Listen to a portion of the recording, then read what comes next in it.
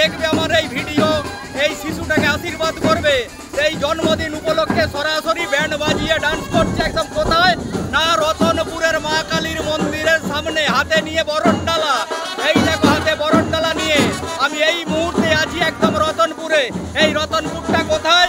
রতনপুরটা হচ্ছে ভারতবর্ষের পশ্চিমবঙ্গ রাজ্য, সেই রাজ্যের হুগলি জেলার আরামবাগ সংলগ্ন রতনপুর।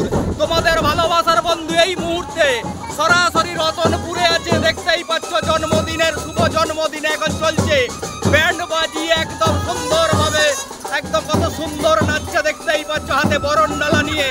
এই মুহূর্তে আবার আমি কিছু মুহূর্ত নিয়ে আসবো, আমি একবার দেখিয়ে দিই রতনপুরে মায়ের মন্দিরটা, যে মূর্তি আমিও দেখাবো বন্ধুরা।